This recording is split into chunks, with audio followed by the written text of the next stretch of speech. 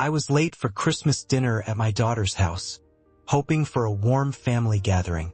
But when I quietly opened the door, my son-in-law was making a toast. How nice that the old man didn't come. I hope he's gone for good. My daughter laughed the loudest. I silently closed the door, turned around, and walked away. An hour later, their celebration turned into a nightmare. If you like this story, please like this video, subscribe, and share your thoughts about this story in the comments. To listen to the next story, click on the box on the left. Thank you for watching. The Selwood Bridge traffic was choking. My hands gripped the steering wheel as rain hammered the windshield. Each drop was a small explosion against the glass. 40 minutes late. The dashboard clock glowed like it was accusing me. 7:47 p.m. construction had made the bridge narrow to one lane, and every driver in Portland apparently had somewhere urgent to be on Christmas Eve. I glanced at the back seat. 2 wrapped boxes sat there. Perfect corners. Expensive paper. The cashmere scarf for Jean had cost me $180 at Nordstrom. The bourbon for Clifford, a 20-year Pappy Van Winkle, had been $220. Numbers that seemed reasonable when I was thinking about family, about tradition, about making my late wife proud. Sarah would have liked that I kept trying with Jean. 3 years since the cancer took her, and I'd been doing what she would have wanted. Taking care of our daughter. The mortgage payments, $2,400 every single month. Transferred on the 1st. Reliable as sunrise. $86,400 over 3 years. The house I'd helped them buy. The foundation I'd helped them build. Traffic finally broke. I sped up across the bridge, tires hissing on wet pavement. Jean's neighborhood looked perfect. Every house decorated. Warm lights spilling from windows. Inflatable snowmen swaying in front yards. I pulled into the driveway behind several cars I didn't recognize. Company. She'd mentioned inviting friends. I checked my reflection in the rearview mirror. Smoothed my collar. Ran a hand through my gray hair. Presentable. Dignified. A father arriving for dinner with his daughter. The gifts felt heavier as I carried them up the walkway. Through the front window, I could see people moving. Hear laughter. My finger hovered over the doorbell, then moved to the doorknob instead. No need to make them answer. I was family. The door opened silently on well-oiled hinges. I stepped into the entryway and froze. The scene put itself together in pieces. Dining room table to my left. 8 people seated. Wine glasses catching candlelight. A turkey at the center. Garland draped along the mantel. Jean's wedding china.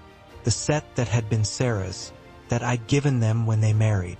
The expensive Malbec I'd sent last month. 3 bottles now empty on the sideboard. The dining table I'd helped Jean pick out at that furniture store in Beaverton. No one had noticed me. They were all facing the head of the table where Clifford stood, wine glass raised. His face flushed and jolly. His voice carried clearly. Thank goodness that old man didn't show up tonight. I hope he disappeared forever. Maybe we finally got lucky this Christmas. The words landed like physical blows. I stood motionless, gifts in hand, a ghost witnessing his own funeral. Someone, a man I didn't recognize, called out, "Finally we can breathe." Another voice, "Best Christmas gift ever." Then Jean laughed. My daughter's laughter rose above everyone else's. That free sound I remembered from her childhood. Genuine and uncontrolled. She wasn't uncomfortable. She wasn't defending me. Her hand pressed the table for support. Her face bright with amusement. Completely relaxed in her mockery. My hand remained on the doorknob. 3 seconds. 4. The room blurred at the edges while the center remained sharp. Clifford's smug face. Jean's profile.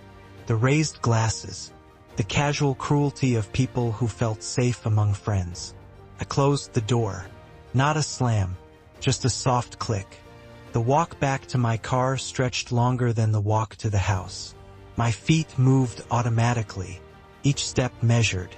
I opened the rear door and placed the gifts on the seat. Not throwing them, not crushing them, just setting them down with mechanical precision. The cashmere scarf, the expensive bourbon, numbers I was suddenly seeing differently. I sat in the driver's seat and didn't start the engine. Rain continued falling, softer now, almost gentle. Christmas lights blinked in windows up and down the street. Red, green, white, blue. Families inside, probably real families. I opened my phone's banking app. The transfer history loaded. Monthly payments marching backward through time. Each one exactly $2,400. Each one labeled mortgage assistance. December, November, October. Backward through this year, last year, the year before. I scrolled to the beginning. December 2021. The first payment. The month after Sarah died. When Jean had called crying about foreclosure. When being a good father meant helping however I could. $86,400 total. The number glowed on my screen. I took a screenshot, then opened my contacts. Robert Kane answered on the second ring. Robert, I need to meet tomorrow morning. First thing. Everything has changed. He started to ask something, but I cut him off gently. Tomorrow. Early. I ended the call and sat in silence. 3 blocks away from Jean's house now. I didn't remember driving here, but here I was, parked under a streetlight that cast everything in amber. The gifts were still in the back seat. The rain had stopped. Somewhere, church bells were ringing. I looked at the banking app one more time before closing it. $86,400, I said aloud to the empty car.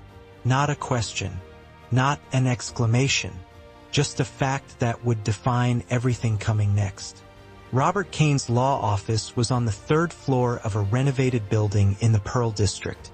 I'd been sitting in my car in the parking lot since sunrise, watching the windows, waiting.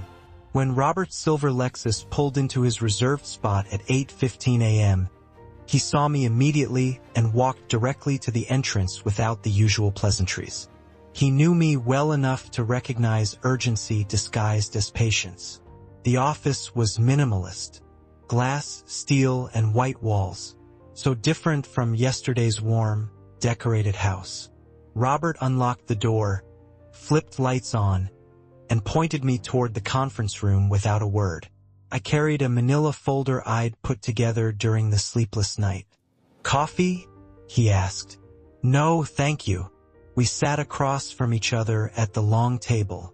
I opened the folder and began laying out documents with the same precision I'd once used arranging blueprints. Bank statements first. 3 years of monthly transfers highlighted in yellow. Then the printed emails from December 2021. Screenshots of text messages. Everything organized by date with neat tabs separating categories. Robert pulled on his reading glasses and began reviewing the materials. He was maybe 52 with graying hair and wireframe glasses, wearing slacks and a button-down shirt without the jacket. Saturday casual. He was 52, had been handling my legal affairs for 15 years. Estate planning. Business contracts during my architectural practice. Sarah's will. He understood how my mind worked. Tell me what happened, he said, not looking up from the bank statements. I recounted Christmas Eve with clinical precision.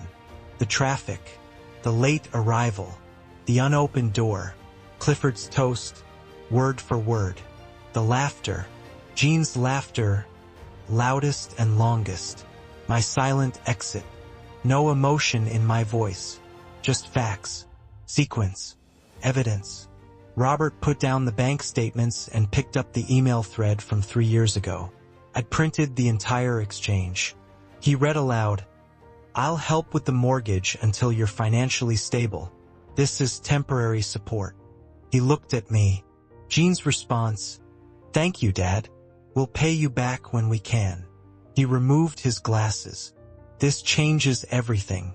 In Oregon, this establishes loan intent, not gift intent.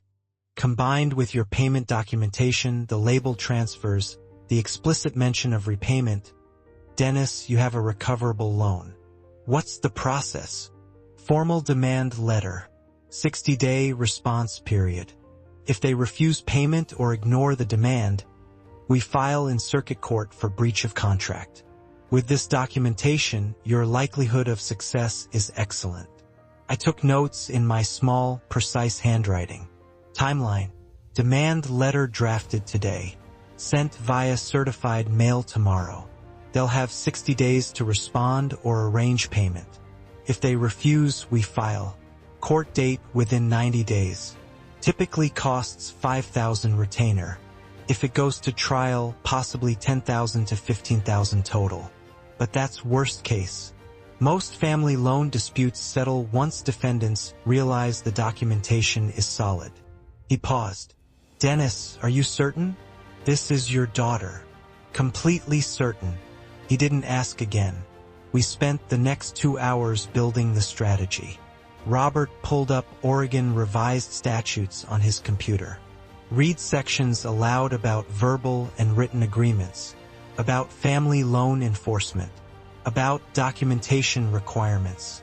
We drafted the demand letter together. Formal, precise, leaving no room for misinterpretation. When he slid the engagement letter across the table, I reviewed the fee structure carefully before signing. My signature was steady. I wrote a check for $5,000 without hesitation. An investment in justice, not revenge. I'll have the demand letter ready for your review by this afternoon, Robert said as I stood to leave. Certified mail goes out tomorrow morning. We shook hands. His grip was firm, professional, sealing a contract we both understood. I drove to a coffee shop in the Alberta district and sat in the window booth for an hour. The coffee grew cold, untouched. Outside, people moved through their normal post-Christmas routines, returning gifts, spending gift cards, living uncomplicated lives. I watched them and processed what I'd set in motion. The daughter I'd raised was now officially an adversary in a legal proceeding. The house I'd helped purchase was now collateral in a debt recovery case. The family I'd protected was now the opposition.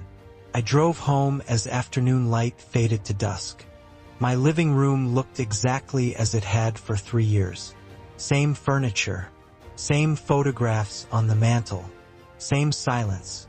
This was the room where Sarah died, where hospice nurses had come and gone, where I'd held her hand during those final hours.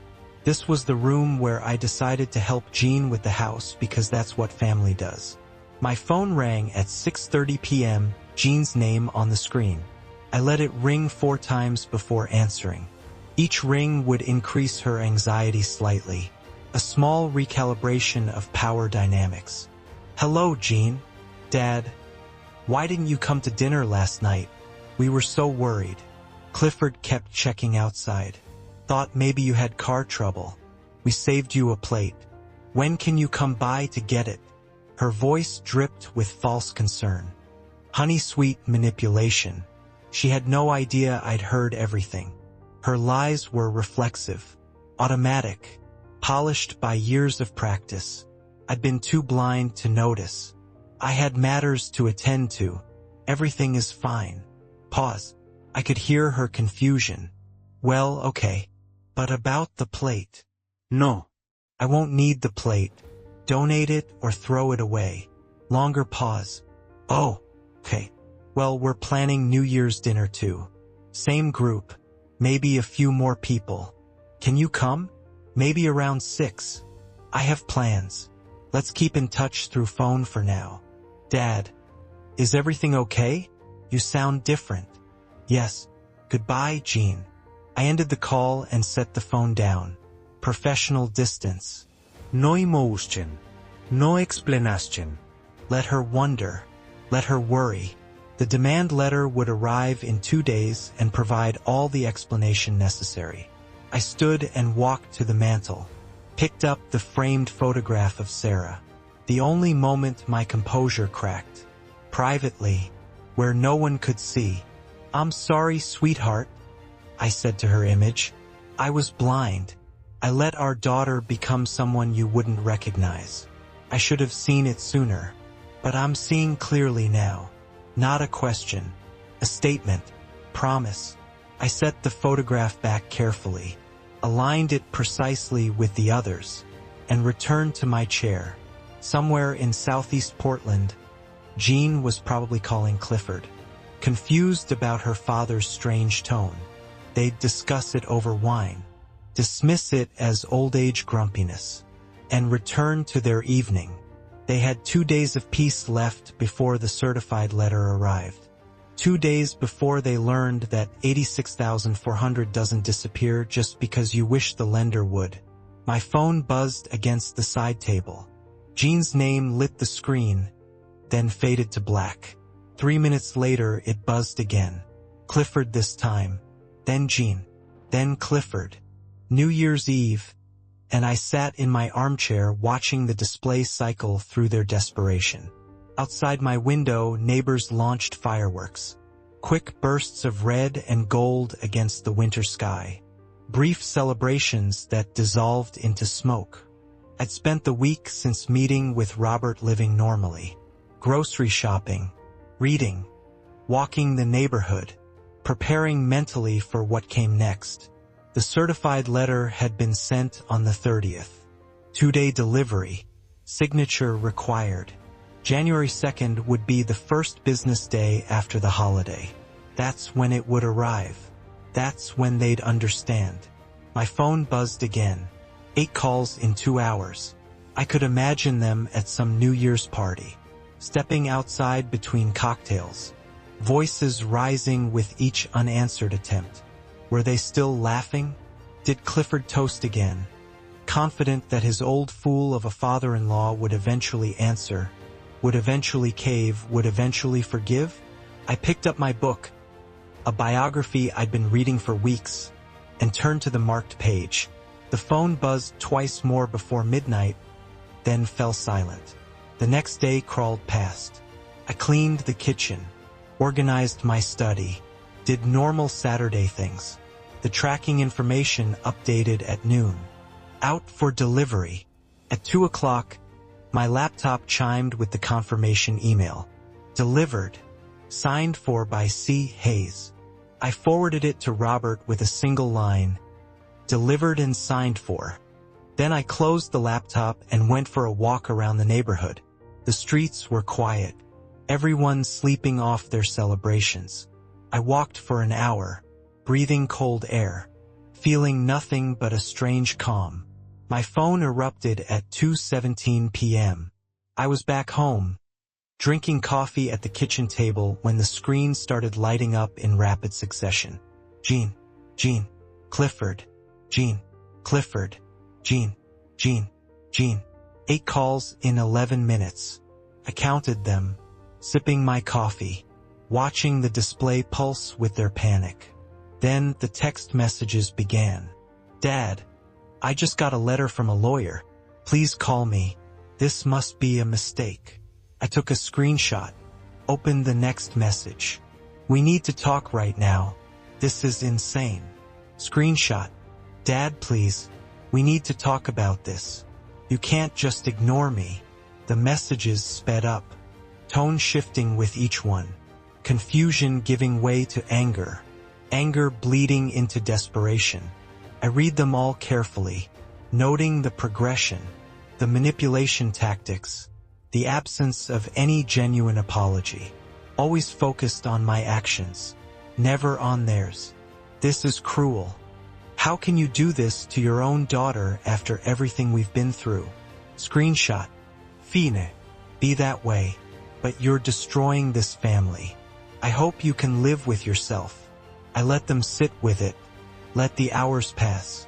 I made dinner, chicken breast, roasted vegetables, nothing fancy. Ate slowly, washed dishes, dried them, put them away in their proper places. At 6:30, I composed my response. typed several versions, deleted them, too emotional, too long, too explanatory, finally settled on what mattered. All questions to my attorney. Contact info in letter. 13 words. I pressed send and immediately powered off my phone. I didn't need to see their response. The message was perfectly clear. The relationship they had taken for granted no longer existed. The father they'd mocked was now the creditor they'd have to face. That evening, I stood in my study looking at the family photo wall. Jean as a toddler on my shoulders at the zoo. Her high school graduation, cap tilted at an angle. Her wedding day, me walking her down the aisle while Sarah dabbed tears from her eyes. My wife appeared in nearly every frame. Smiling, radiant, proud of the family we'd built. I didn't take the pictures down. They were part of the architecture of my life. The foundation that had been real, even if the structure built on top had proven unstable. Tomorrow, the legal clock would start its 60-day countdown. Tomorrow, they'd begin to understand that some things, once broken, cannot be repaired. I turned off the study light and went to bed. Outside, a few late fireworks popped in the distance. New year, new reality for all of us. The lawyer's office smelled like old carpet and desperation. Clifford sat across from a man in his 50s wearing a tie with coffee stains, watching him read through the documents with increasing grimness. 5 days had passed since the demand letter arrived. Clifford had spent them Googling phrases like, fight family loan, and reading forum posts from people who had successfully avoided debts. He'd convinced himself my case was weak. I learned all this later from Marcus, my grandson, who maintained contact with both sides of the family despite the growing divide. He was 23, worked in tech, had the kind of sharp intelligence that let him see through pretense.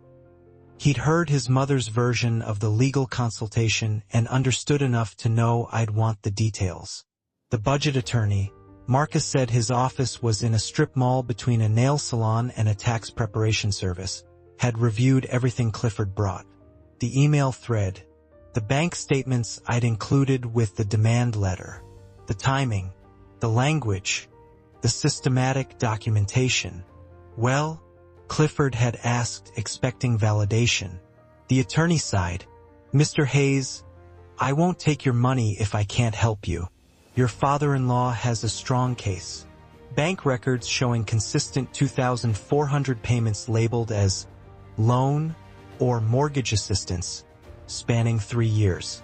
Email documentation establishing repayment intent. Oregon recognizes verbal loan agreements, especially with this level of documentation. You could fight it, spend thousands on legal fees, and still lose. Then you'd owe the original amount plus court costs. Marcus said Clifford's face had gone red.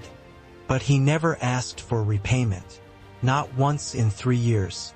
Doesn't that prove it was a gift? The attorney shook his head. Actually, it suggests patience or trust, neither of which negates the loan structure. The initial agreement called it temporary support. Your wife acknowledged future repayment. The court will see this as a family loan that's now being called due. It happens. Clifford left that office and called Jean from his car. Marcus heard her side of the conversation later that evening. He says we're screwed, Clifford told her. The old man set us up. Everything documented. Even that email you sent. What email? Jean's voice had gone high, panicked. The one where you said, we'll pay you back when we can. 3 years ago. You don't remember. Silence. She remembered. I learned Jean made her decision that night. She'd ambush me in person. Used the tactics that had always worked. Tears. Invocation of her mother's memory. The particular kind of emotional manipulation she'd perfected over 35 years. She knew my routine. I shopped at Trader Joe's every other Monday. Usually late morning. She'd grown up 10 minutes from my house. Had lived in the area her entire life. Some patterns become common knowledge in families. I arrived at the parking lot at 10:52 on the second Monday after New Year's. The day was cold. Gray clouds threatening rain. I parked in my usual spot near the cart return and was halfway to the entrance when Jean stepped directly into my path. I stopped, didn't step back, didn't create space for a lengthy conversation. Just stopped, shopping bag in one hand, keys in the other. Dad, please. We need to talk. This is crazy. Lawyers, legal letters. It's me, your daughter. Can't we just sit down like family and work this out? Mom wouldn't want this. She reached toward my arm but didn't quite touch me. Using Sarah, the final manipulation, the one that had always worked. My daughter died that Christmas evening. My voice was quiet, matter of fact. Jean's face went white. What? Dad, I heard you laughing. I heard Clifford's toast about hoping I disappeared forever. I was standing in the doorway. I heard everything. The shopping bag hung from my hand. Casual. Ordinary. While I delivered the words that destroyed her carefully constructed reality. It was a joke, Dad. It was just Clifford was drunk. We didn't mean. I'm not interested in excuses. 60 days. Dad, please. We don't have that kind of money. You know we don't. What are we supposed to? Then court. That's how the law works. I stepped around her and continued toward the entrance. She called after me. You're destroying our lives. I stopped, turned halfway back. No. I'm collecting what's owed. There's a difference. The automatic doors slid open. I walked through them without looking back. Behind me, Jean stood frozen in the parking lot. A woman with a cart asked if she was okay. I heard the question as the doors closed. Jean didn't answer. She walked back to her car, sat in the driver's seat, and only then did the full reality of what I'd said penetrate the shock. Her father had been there, at the door, Christmas Eve. He'd heard Clifford's toast, heard the laughter, heard her, his own daughter, laughing loudest of all. Every worried call since then, every text message asking where he'd been, every expression of concern, had been a lie, and he'd known. He'd known from the very beginning. Marcus told me later that Jean had gripped the steering wheel and screamed. Not grief, pure rage at being caught, at realizing her father couldn't be manipulated anymore, at understanding that 60 days meant exactly what it said, and that the clock was ticking whether she accepted it or not. I finished my shopping. Spinach, chicken, whole grain bread, the ordinary things that make up a life. Paid at the register, loaded the bags into my car, drove home through the gray afternoon. That evening, I reviewed my financial records again. Not because I doubted the numbers, but because seeing them reinforced the correctness of my decision. 86,400. 3 years of sacrificing my own retirement comfort for people who toasted to my disappearance. The numbers didn't lie. The laughter didn't lie. 47 days remained. 3 weeks passed. I spent them reviewing my monthly budget spreadsheet, walking the neighborhood, reading books I'd been meaning to finish. Normal life, deliberately maintained. The phone call from Marcus came on a Tuesday afternoon while I was organizing my tax documents. Grandpa, I need to tell you something. His voice carried that particular tension that meant bad news. Dad's been calling people from Christmas dinner, asking weird questions about you, whether you seemed forgetful, confused, anything like that. Mom didn't want to do it, but she didn't stop him either. I set down my pen. Thank you for telling me, Marcus. I appreciate your honesty. Are you okay? I'm fine. Better than fine, actually. After we hung up, I poured myself coffee and waited. The financial math was brutal and inescapable. Marcus had mentioned their late-night arguments. Jean screaming about their bank balance. Clifford insisting I'd back down. They had 12,000 saved. They owed 86,400. Simple subtraction revealed their desperation. People who have been cornered don't surrender. They attack. The confirmation call came 2 days later from an old colleague. Someone's been asking about you, asking if you seemed forgetful at events, if you repeated yourself, if you had trouble with directions. I thanked him and added it to my notes. They were building a false narrative. Amateur hour, but dangerous nonetheless. I created a timeline document that evening. Left column, dates of my mortgage payments to Jean and Clifford. Right column, major life events proving mental competency.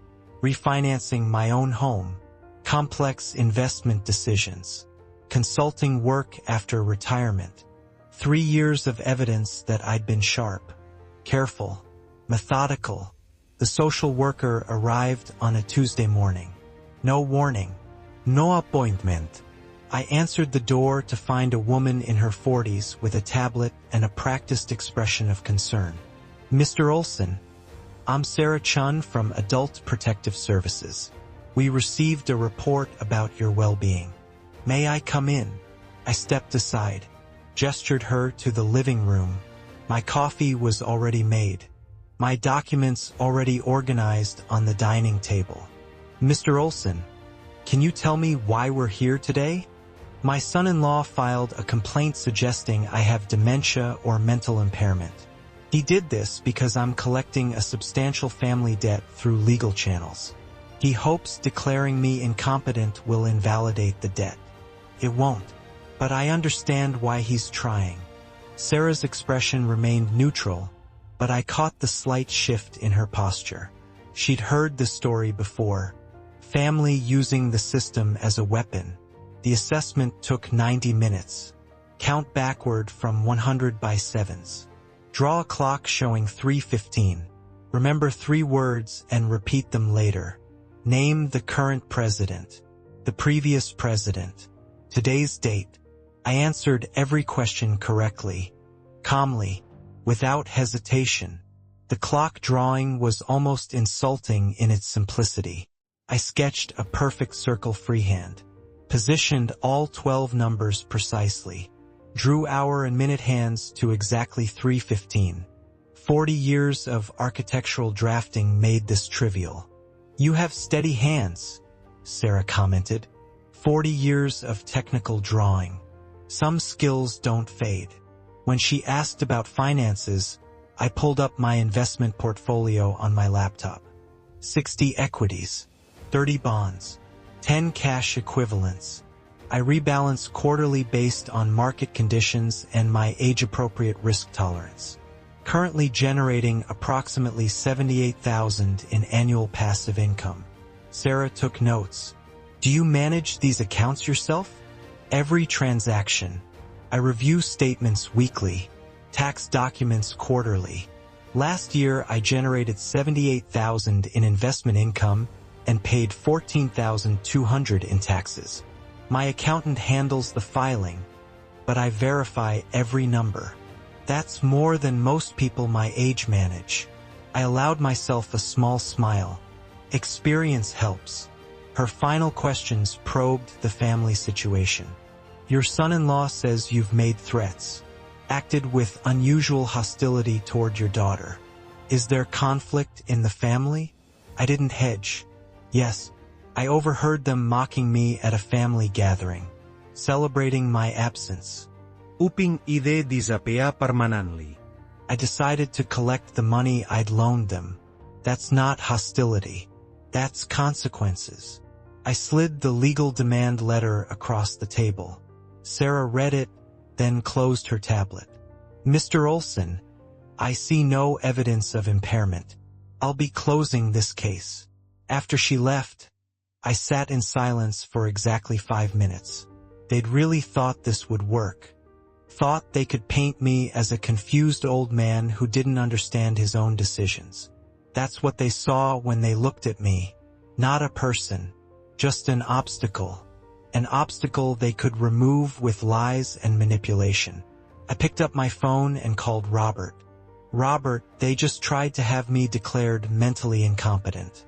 Adult Protective Services came to my home. Obviously it failed.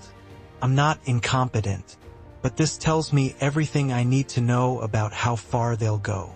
Robert's voice was grim. That's actually good for us legally. Demonstrates bad faith. I'll note it in the file. Time to move to the next phase. File the lawsuit. I'm done waiting. The rain hammered Portland streets the morning the 60-day deadline expired.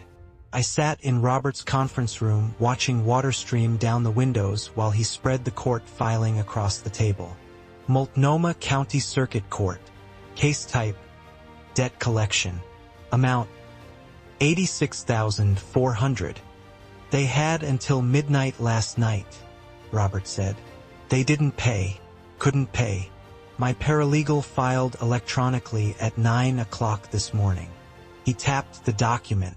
It's official now. Case number 25, CV 04892. Trial set for mid-April. But realistically, we're looking at settlement discussions before then. What if they don't settle? Then we go to trial and win. Either way, you'll get your money back. The question is how much additional legal fees they want to accumulate fighting the inevitable. I nodded once, saved the PDF he'd emailed me, and drove home through the rain. 3 days later, my phone rang with a number I recognized. My bank's main office. Mr. Olson, this is Patricia Vance from Premier Banking. I'm calling as a courtesy. You've been our customer for 26 years. We received an application for a second mortgage on a property where you're listed as paying the primary mortgage. I listened carefully. The application was denied, but I wanted to inform you in case there's identity theft involved. No identity theft, Patricia. Just desperation. What were the details? Mr. Hayes wanted to borrow $90,000 against the property, presumably to pay you and cover the loan costs, but his debt-to-income ratio came back at 68, far above our lending threshold. Between his current mortgage, car loans, and credit cards, he's already overextended. I appreciate the courtesy call. After we hung up, I made notes in my precise handwriting. Date, time, Patricia's name, Clifford's failed attempt. Documentation matters. Paper trails protect truth from being rewritten. The first hearing arrived with bureaucratic efficiency. Robert handled it alone. I didn't need to attend yet. He called me afterward from the courthouse steps. Judge McCreary assigned to the case. She's fair. No nonsense. Didn't resolve anything today, but ordered interim payments pending trial. $2,000 monthly starting March 1st. I calculated immediately. Their mortgage plus this meant over half their income gone before they bought groceries. Good. Robert paused. Dennis, you sound almost pleased. I'm pleased that consequences are occurring. That evening, I pulled out my calculator and worked through their budget. $8,083 monthly income minus $2,400 mortgage minus $2,000 court-ordered payment equals $3,683 remaining. I thought about car payments, insurance, utilities, food, gas. The math didn't work. They'd have to borrow or sell something. The squeeze was working exactly as designed. Marcus visited in early March, ostensibly to drop off some tools he'd borrowed, but his real purpose was obvious from his slumped shoulders. They're falling apart, Grandpa. Screaming matches every night. Mom found out Dad's been. He hesitated. Betting online. Lost about $5,000 over the past year. That's why they never had savings even with you paying the mortgage. Another piece clicking into place. Thank you for telling me. Marcus looked at me steadily. Do you ever regret it going this far? Every single day. But regret doesn't make it wrong. He absorbed that. Grandpa, I know you have your reasons, but they're really struggling. Mom's working doubles. Dad's borrowed from everyone. Can't you just work something out? Marcus, did I tell you what I heard that Christmas? Your father's exact words. He shook his head. I recounted the toast word for word. Marcus's face went pale. I didn't know it was that bad. Neither did I, until it was too late to unknow it. Over the following weeks, Marcus's reports painted a picture of predictable deterioration.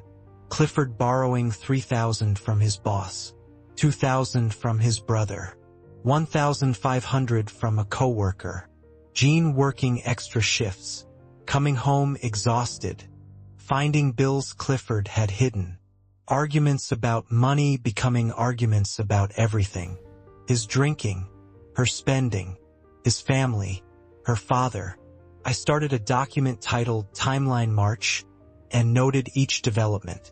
Not because I enjoyed their suffering, I didn't, not really, but because I needed to know if the pressure was achieving its goal.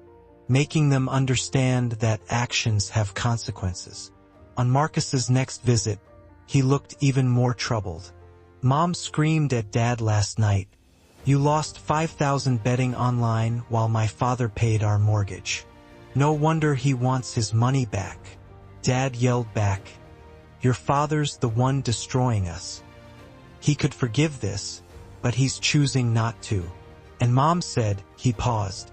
She said, maybe we deserve this. I sat with that sentence for a long moment. Maybe we deserve this. First hint of awareness. Not apology, but awareness. Your mother said maybe they deserve this. That's the closest she's come to understanding.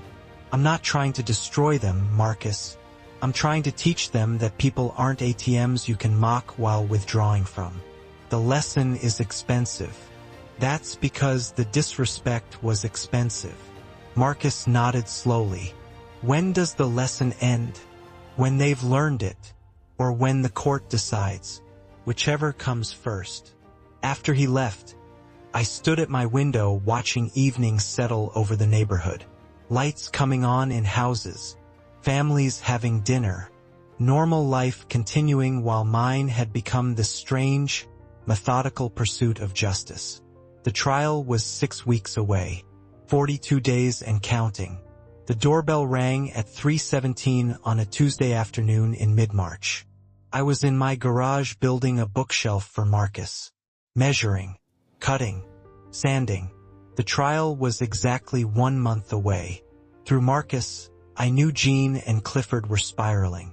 More debts, more arguments, more desperation. I set down my tools, wiped sawdust from my hands, and walked to the front door. Clifford's car sat parked at a careless angle in my driveway, one tire up on the grass. He stood on the porch, shoulders hunched, eyes red-rimmed, unshaven, wrinkled shirt, hands trembling. I opened the door but didn't invite him in. Stood in the doorway, body blocking the threshold. You really think you're righteous, don't you? His voice cracked. Taking your own daughter to court? You want to destroy us over 86,000? You have plenty of money. This is about control. About punishing Jean. This wasn't the confident man who toasted to my disappearance. This was desperation with a face. I want justice, I said quietly. You used my generosity for 3 years. 86,400, to be precise. I paid your mortgage while you spent your income on other things.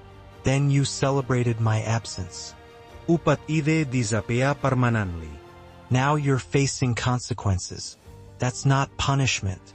That's cause and effect. You're going to take our house, our home, the same place everyone goes when they can't pay their debts. That's not my concern anymore. His voice rose to a near shout. We'll go public. Tell everyone what kind of father sues his own daughter. You'll be the monster in this story. Every newspaper, every TV station. We'll make sure Portland knows exactly who Dennis Olson really is. Across the street, my neighbor paused from loading groceries, watching, I reached into my pocket with deliberate slowness and pulled out a small Sony digital voice recorder. Set it carefully on the porch railing between us. Before you do that, let me ask, what do you think happens when I show reporters the bank records? When I play this, I pressed play without waiting for an answer. The audio was tiny but clear. Clifford's voice through a window. Thank goodness that old man didn't show up tonight. I hope he disappeared forever. Then we could finally... I stopped it there. Clifford's face drained of color. You recorded us? That's illegal. Oregon is a one-party consent state. I was present for the conversation. At your door. Then by your window. Perfectly legal. Also perfectly damning. I picked up the recorder. Turned it in my hand. I have 4 minutes of audio. You toasting to my disappearance. Jean laughing. Your guests agreeing. All of it captured clearly. That's entrapment or invasion of... It's evidence. So please go to the media. Tell them about the cruel father. I'll bring the bank records. I'll bring the email where Jean promised to pay me back. I'll bring this recording. We'll see whose story people believe. Clifford backed away from the door. Hands raised slightly. He turned. Walked down my steps with unsteady movements. Got into his car. Sat there for 10 seconds before starting the engine. I watched until his car disappeared around the corner. Then I picked up the recorder, slipped it back into my pocket, and returned to my garage. The bookshelf was 3/4 complete. I picked up the sandpaper and resumed the steady rhythm. Some things couldn't be rushed. 1 week later, Marcus knocked on my door just after dinner. He held a cream-colored envelope, looking uncomfortable. Mom asked me to give you this. I haven't read it. Didn't want to. I took it from him. My name in Jean's careful handwriting. She's really sorry, Grandpa. I can see it. I'll read it. Will you forgive her? I met his eyes. I'll read what she wrote. That's what I can promise right now. After Marcus left, I opened the envelope at my kitchen counter. 3 pages on nice stationery. The kind Sarah used to use. Dear Dad, I don't know how to start this. The letter was carefully constructed. She missed our Sunday dinners. Remembered when I taught her to ride a bike. Said her mother would want us to reconcile. Acknowledged terrible mistakes. Promised she was still my daughter. Still loved me. Still wanted a chance to make things right. She mentioned Sarah 4 times. Mentioned our happy childhood 3 times. Mentioned her current suffering twice. Each reference placed strategically. Designed to trigger specific emotions. Never mentioned the Christmas toast. Never acknowledged what she'd said or why it had destroyed everything. I read it a second time, analyzing the language. I know I hurt you, without specifying how. I should have been better, without defining what better meant. Please give me another chance, without explaining what would be different. The third read, I looked for what wasn't said. No explanation of the laughter. No acknowledgement of the mockery. No understanding of why celebrating my absence was the breaking point. She was apologizing for getting caught, not for what she'd done. I folded the letter along its original creases, slid it into a manila folder labeled Legal JNC, filed it alphabetically, didn't write a response, didn't call, didn't acknowledge receipt. Silence is also communication. That evening, I sat in my study looking at the family photo wall. Jean at 3, gap-toothed smile. Jean at 16, prom dress. Jean on her wedding day, my arm linked with hers.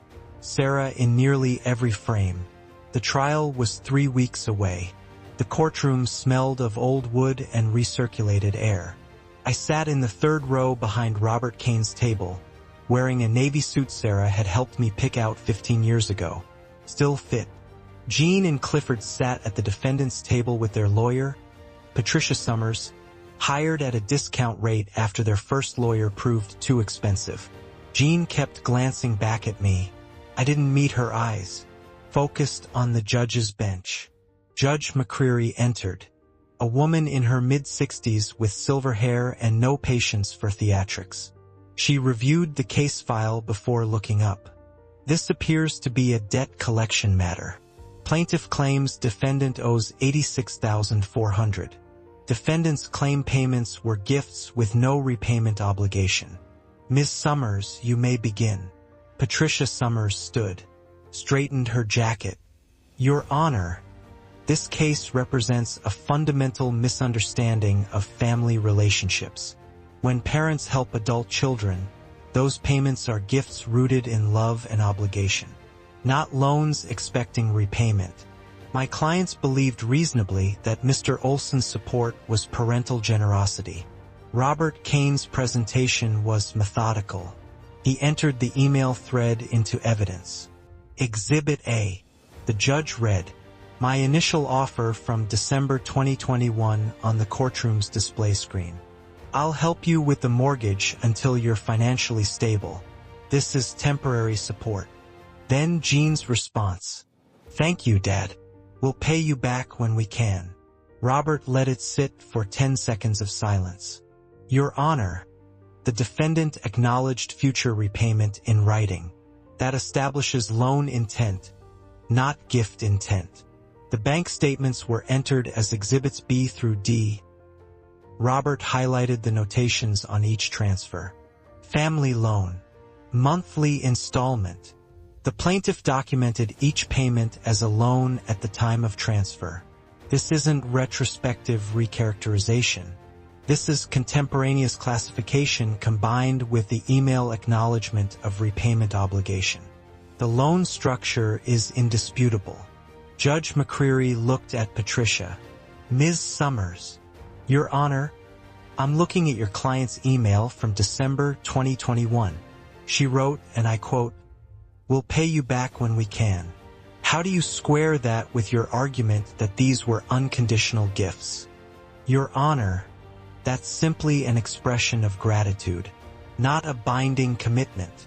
It's a commitment to repay, made in writing, following the plaintiff's explicit framing of support as temporary. I'm not seeing ambiguity. I watched Jean throughout. She sat rigidly, hands clasped on the table. When Robert displayed the email thread, her shoulders sagged visibly. She remembered writing those words. Probably thought nothing of it at the time. Automatic pleasantry. Something you say to parents. Never imagined those words would be read aloud in court 4 years later.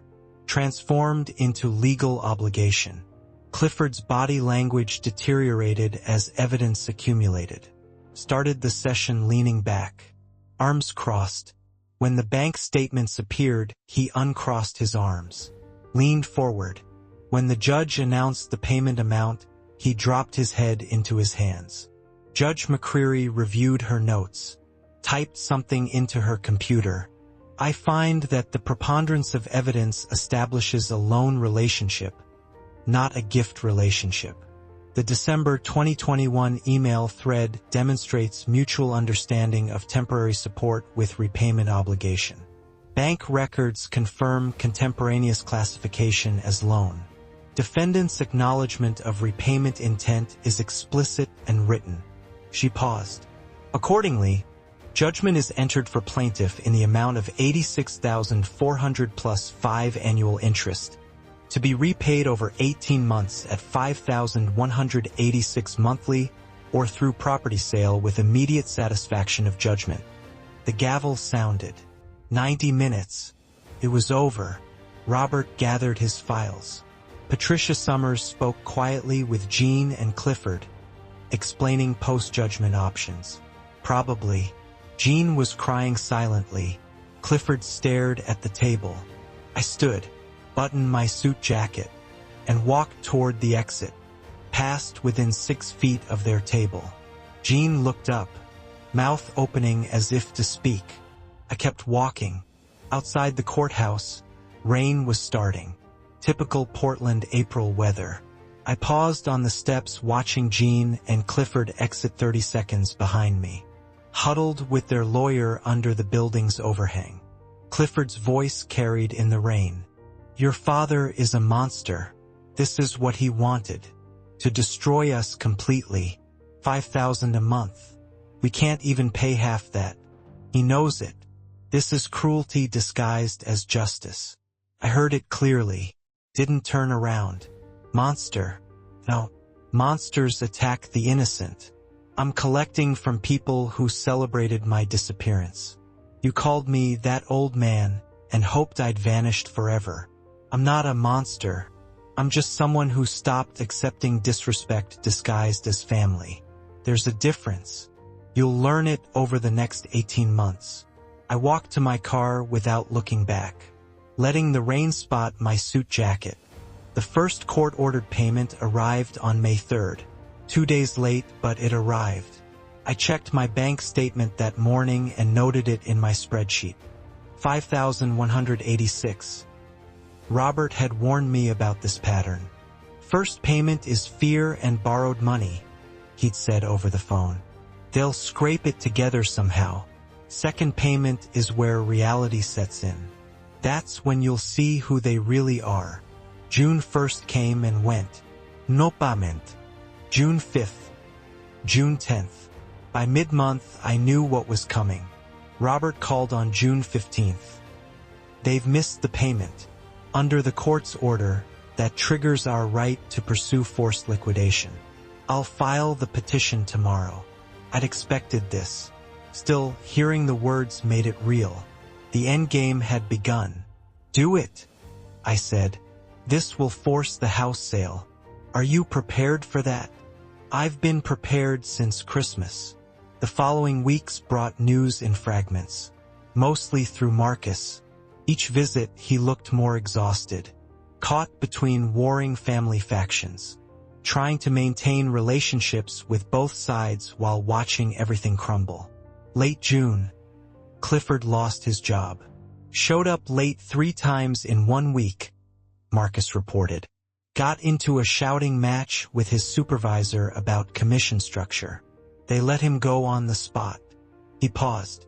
"He's doing DoorDash deliveries now. Food delivery. Makes maybe $30,000 a year instead of $55,000. I absorbed this information, filed it mentally alongside the other data points tracking their ongoing collapse. Dad's falling apart grandpa. Barely furnished apartment. Eating fast food every meal. Mom's not much better. Working double shifts. Comes home and just stares at walls. Do you ever feel bad about it? Marcus asked quietly. Every day, I said honestly. But feeling bad doesn't mean I'm wrong. They need to understand that disrespect has a cost. This is that cost. Early July brought the divorce filing. Marcus showed me the papers. Jean listed as petitioner, citing irreconcilable differences stemming from financial mismanagement and addiction to online gambling. She was blaming Clifford for everything. The asset division requests were almost comical. She wanted the house currently under foreclosure, the cars being repossessed, the furniture worth less than their accumulated debts. She's trying to salvage something, I observed. Marcus nodded grimly. There's nothing left to salvage. By mid-July, Clifford had moved out. The house foreclosure process accelerated. Jean received official notice. The property would be sold at auction to satisfy the judgment debt. Then, on a Thursday evening in late July, my phone buzzed while I was watering my garden. Jean's text message appeared. Dad, please. I need to see you. I understand now what I did wrong. I'm begging you to stop the foreclosure. I have nowhere to go. Please. I stared at the message for a full minute. I could ignore it. Should ignore it, probably. But something in me needed to hear what she thought she understood. Needed to know if 9 months of consequences had taught her anything beyond fear. I typed back, Stumptown Coffee. Tomorrow, 2 p.m. The next afternoon, I arrived 10 minutes early. Ordered black coffee. Selected a table by the window where we'd have privacy but remain visible.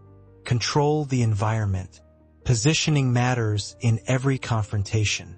Jean arrived looking diminished. Thinner. Graying hair she hadn't colored. Clothes from seasons past. She started talking before she even sat down. Words tumbling out in a rush. I know I failed you. I know what we said at Christmas was horrible. I've lost everything. My marriage. My home. My security. Haven't I been punished enough? Can't you forgive me now? I'm your daughter. Doesn't that mean anything? I stirred my coffee slowly. Let her speak uninterrupted for 3 full minutes.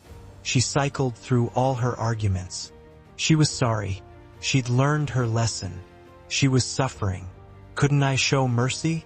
I watched her face throughout, searching for genuine remorse versus performed contrition. Saw mostly fear and desperation. The words were right, but the understanding wasn't there. When she finally stopped, I took a sip of coffee before responding. Made her wait. You think this is punishment? I said finally. It's not. It's consequences. And you still don't understand the difference. But I do understand. I understand respect now. Gratitude. All of it. Just stop the foreclosure and I'll prove it to you. I shook my head slowly. You understand these concepts now because you're losing, not because you've genuinely learned them. That's not growth, Jean. That's fear masquerading as wisdom. Then what would make you stop? Nothing. The legal process is in motion. Consequences don't stop because they become uncomfortable. That's the entire point of consequences. I set my cup down carefully, met her eyes directly. You asked what you failed to understand. Here it is. You learned the price of greed, losing your house, your marriage, your comfort. But you haven't learned the value of respect, gratitude, or genuine love. Those things can't be learned through loss alone. They have to be chosen. You're crying because you lost something, not because you understand why you lost it. That's the fundamental difference. I stood, buttoned my jacket. Goodbye, Jean. She called after me as I walked to the door. Dad, please. I'm begging you. I kept walking, out to my car, unlocked it, sat in the driver's seat, started the engine. Through the window, I could see Jean still sitting at the table, head in her hands. I felt something, not quite pity, not quite satisfaction, just recognition that the lesson was being delivered, even if she wasn't ready to learn it. I drove away without looking back, letting the coffee shop disappear in my rearview mirror along with everything that conversation represented. The house sold on August 12th for $485,000. I sat in Robert's office 3 days later, reviewing the final settlement documents on his laptop screen. The distribution was clinical and precise. Mortgage payoff, $398,000. My judgment with interest, $92,448. Court costs, $8,500. Realtor commission, $29,000. Jean would receive the remaining $5,652. Everything's in order, Robert said. The debt is satisfied. You're whole again. Financially speaking. I signed the acknowledgement. He slid the check across the desk. I was never not whole financially, I said, folding the check into my jacket pocket. That's not what this was about.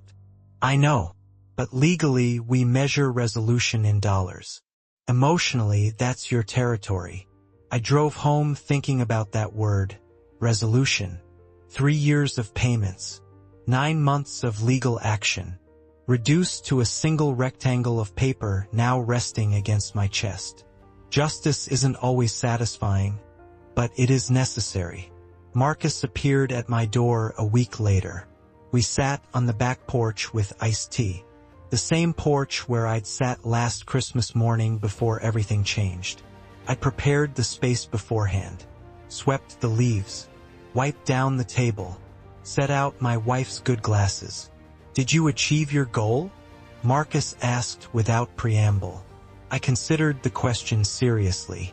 I wanted them to understand that people aren't resources to exploit and discard. I wanted consequences for disrespect and manipulation. Did I get that? Partially. They understand consequences. Whether they've learned respect remains to be seen. Mom's working 2 jobs now. Dad declared bankruptcy. Their marriage is over. Was it worth it? The legal battle, the family destruction, all of it. The cost was high, I admitted. But the alternative, accepting disrespect, letting them believe cruelty has no consequences, that cost was higher. Not in money, in dignity. I explained what he didn't know yet. They weren't laughing at a joke. They were celebrating my potential absence, hoping I'd disappear so they could inherit without the inconvenience of my continued existence. That's not family love. That's financial planning disguised as relationship. Marcus absorbed this. That's harsh. It's honest. Harsh would be enjoying her suffering. I don't. But I won't pretend she's learned lessons she hasn't. A week later, I sat in my estate attorney's office. A different lawyer, specialty in probate. I'd brought a typed list of charities. I'd researched organizations serving isolated elderly populations, programs combating elder abuse, meal delivery services for homebound seniors. 70 of my estate to these charitable organizations, I said. 20 to my grandson Marcus. 10 to my daughter Jean, conditional on her completing a financial literacy program and 200 hours of volunteer service within 2 years of my passing. The attorney looked up from his notes. "You're certain about the conditions?" "Completely certain. This isn't a trap. It's a choice. Financial literacy teaches the value of money. Volunteer service teaches the value of people. If she learns both, she's earned the inheritance. And if she doesn't, then she's proven she hasn't changed, and the money goes to charity instead. Her choice entirely." I explained it to Marcus over dinner that evening. He processed it quietly, then said, "You're still giving her a chance. After everything. I'm her father. I can enforce consequences without abandoning hope for growth. The two aren't mutually exclusive. She destroyed my trust. She didn't destroy my capacity to recognize potential change." That night, I sat on my porch as August drew to a close. The sun set over Portland's West Hills, painting the sky orange and purple. For the first time since Sarah died, I sat in her favorite chair. I picked up her photo from the side table, studied her face, forever frozen at 64, smiling at the camera during our last vacation together. "I handled it," I told the photo quietly. "Our daughter needed to learn respect, and I taught her the only way she could understand. Through consequences. You would have been more gentle, but you would have understood why I couldn't be." I set the photo down gently and watched the sun complete its descent. 9 months ago, I stood at their door and heard them wish for my disappearance. Tonight, I sit on my porch, financially whole, legally vindicated, personally intact. I didn't win. Families don't have winners in conflicts like this. But I did something more important. I refused to be a victim. I established that respect matters. I taught consequences. Whether they learned is their story now. Mine is done, and I can live with how it ended. The sky darkened. Stars began appearing. Somewhere in the distance, a dog barked. Normal sounds of a normal evening. I was no longer the man who'd carried wrapped gifts to a door on Christmas Eve. I was no longer the fool who'd paid bills while being mocked. I was no longer waiting for someone else to value me. I was simply Dennis Olson, architect, retired, widower, father to a daughter still learning, grandfather to a young man who understood loyalty. A man who knew the difference between being respected and being used. A man who'd reclaimed his dignity. I stood, picked up the empty glasses, and walked inside. Tomorrow would bring its own challenges. But tonight, for the first time in 9 months, I felt something close to peace. Not happiness, not triumph, just the quiet satisfaction of a man who'd stood his ground when it mattered most. Justice restored, dignity reclaimed, balance achieved. Enough. If you like this story, please like this video, subscribe, and share your thoughts about this story in the comments. To listen to the next story, click on the box on the left. Thank you for watching.